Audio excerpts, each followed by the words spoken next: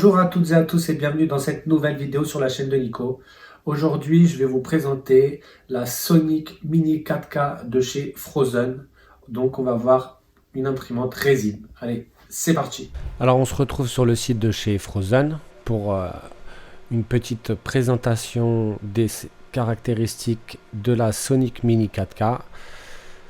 Sonic Mini 4K qui a vraiment tout d'une grande. Franchement, c'est de la vraie 4K. Alors, pourquoi de la vraie 4K? Tout simplement parce que elle a un petit écran. Et que pour le moment, c'est la seule sur le marché qui a de la 4K avec un petit écran. Donc, ça nous donne en fait la possibilité de l'imprimante. Elle a une résolution de 35 microns sur X et Y. Donc là, comme on peut le voir dans la description, on voit que la Sonic Mini 4K conviviale du marché, blablabla, ultra haute, une résolution ultra haute avec 722 pixels par inch. Donc 722 pixels par pouce. Comme je vous l'ai dit là, juste avant, étant donné qu'elle a un écran 4K de 6,1 pouces, elle a une résolution de X et Y de 35 microns. Donc pour l'instant sur le marché, il n'y a pas mieux puisque tout le monde sort des écrans 4K mais avec une zone d'impression de 8,9 allant jusqu'à 9,1 si je ne me trompe pas. Celle qui va faire 9,1 c'est également une imprimante de chez Phrozen qui sera la Mighty. La Mighty qui aura un écran un tout petit peu plus grand que la Nycubic Photon Mono X ou la Saturn, qui elle tourne sur du 8,9 et elle sera sur du 9,1. Donc elle a également un écran monochrome. Donc en 2 secondes à peu près pour une couche, ça va dépendre également de la résine que vous allez utiliser dans cette machine. Et étant donné que vous avez un écran monochrome, il y a un certain nombre d'heures, c'est noté ici, là, il y a plus de 2000 heures de fonctionnement. Donc c'est plutôt pas mal. Là. Et donc les avantages de la machine, comme je vous l'ai dit, donc 4K avec une zone d'impression de 6,1 pouces. Donc ça imprime à 35 microns. C'est l'écran, la résolution d'écran la plus élevée pour le moment du marché. Je pense qu'une des concurrentes de cette machine, ça va être la longueur. Il y a ce que j'ai vu qu'il y avait un Kickstarter sur la longueur 4K et apparemment cette machine également va avoir un petit écran. Donc faut voir la taille de l'écran, mais bon, si c'est dans les 6 pouces ou 5,5, je sais pas, mais je pense que ça sera certainement du 6 pouces, donc on sera dans la même résolution. Donc ça peut être une bonne machine aussi, quoi. Après, l'écran LCD monochrome, donc 4 fois plus rapide que les autres écrans RGB, hein, et toujours pareil, les nombres de secondes par couche, ça va dépendre de la résine que vous allez utiliser. Alors, il est préconisé que la résine de chez Phrozen Aquagrey 4K, elle passe en dessous des 2 secondes. Si je ne me trompe pas, elle tourne à 1,6 secondes. Donc moins de 2 secondes, on arrive avec une superbe résolution. On arrive à faire des impressions qui sont super rapides. Comme c'est écrit, mini et puissant, compact et léger, facile à ranger, s'adapte aux différents environnements. C'est vrai qu'elle est petite. Si vous avez besoin de la déplacer, ça se fait franchement très facilement. Super facile à utiliser. Alors, avec la clé USB qui est livrée, l'auto-leveling, le paramétrage du plateau, il se fait facilement aussi. On dévisse les 4 vis. On met notre feuille de papier sur l'écran et là, dans le bouquin qui est fourni avec la machine, ils disent que la feuille doit rester coincée. Pas besoin que la feuille qu'elle avance ou qu'elle recule. Pour l'instant, depuis que j'ai la machine, j'ai fait le réglage du plateau une seule fois et j'ai 100% de réussite des impressions. Cette machine, franchement, elle est vraiment au top. Et comme c'est marqué, super facile à utiliser. Les spécifications avec le fonctionnement de l'écran tactile, donc 2,8 pouces, c'est l'écran qui se trouve donc ici.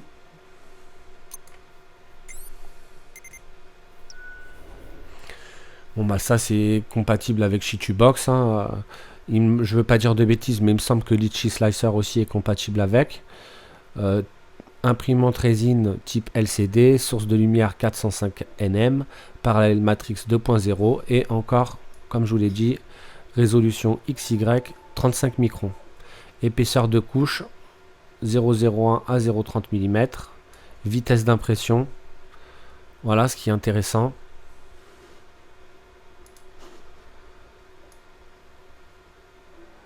« 80 mm par heure ». Donc c'est loin d'être négligeable, hein. Avec une résolution, je le répète encore, de 35 microns. Le truc de ouf. Même sur des tout petits prints, franchement c'est vraiment impressionnant. Donc la taille de l'imprimante, 9,8 par 9,8 par 12,9 inch. Alors je vous laisserai faire les conversions pour la taille de l'imprimante et le volume de l'impression. C'est vrai qu'on n'a pas un volume d'impression qui est énorme. En l'occurrence, le plateau, il n'est pas si petit que ça. Comme on a un écran qui fait 6,1, pour vous donner un exemple, l'écran de l'Anycubic Photon S, il fait 5,5 pouces. Donc le plateau, il est en conséquence de l'écran. La taille du plateau en conséquence de la taille de l'écran. Donc là, c'est marqué. On a la taille de la machine. 33 cm par 25 cm par 25. Donc l'emplacement, ça va. C'est pas énorme, hein, comme je vous l'ai dit tout à l'heure. Et pareil, les deux vis de chaque côté pour le réglage du plateau. Il se fait super facilement. Pour enlever le plateau, il y a juste ces deux petits ergots à dévisser et on le retire facilement. Et à la limite, j'aime bien ce système parce que on est obligé de lever le plateau et pas de le tirer. Comme ça, on évite de rayer au pire des cas si on fait pas attention. Mais bon, là en l'occurrence, comme on lève et qu'on le tire après sur la gauche pour le sortir, il n'y a pas de souci de ce côté-là. Le seul reproche que je pourrais dire au niveau du bac, c'est qu'on n'a aucune marque, pas de niveau de max ou une chose comme ça. Mais bon, avec l'habitude, ça se fait bien. Donc, on se retrouve sur la machine. Pour le réglage du plateau, il suffit de dévisser les deux vis du bac à résine, puis les 4 vis du plateau pour bien laisser le plateau libre de ses mouvements.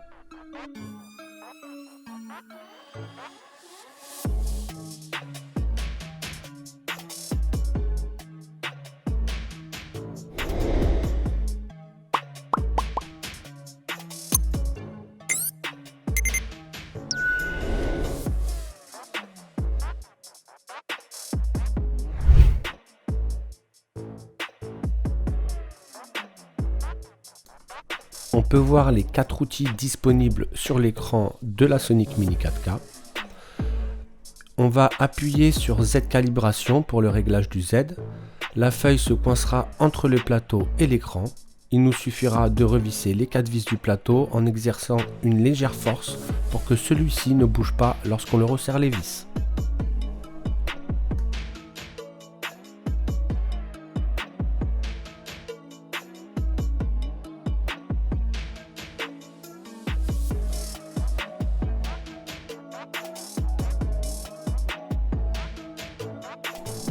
Un petit test écran en déterminant le nombre de secondes souhaité pour vérifier que l'écran fonctionne correctement.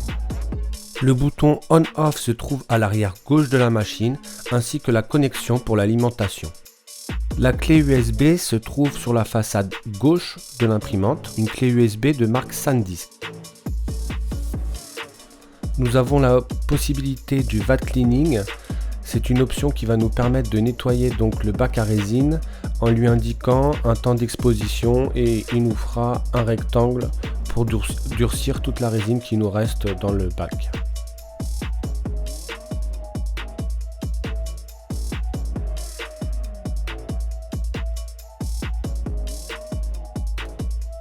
On peut voir sur l'écran les temps restants de l'impression ainsi que le temps écoulé et le nombre de couches d'impression avec également le pourcentage du temps d'impression qui a déjà été effectué.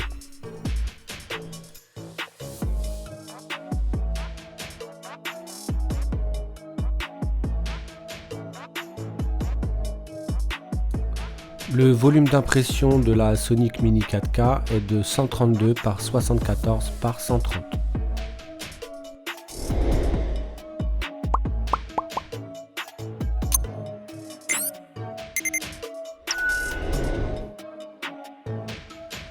On arrive à la conclusion de cette vidéo.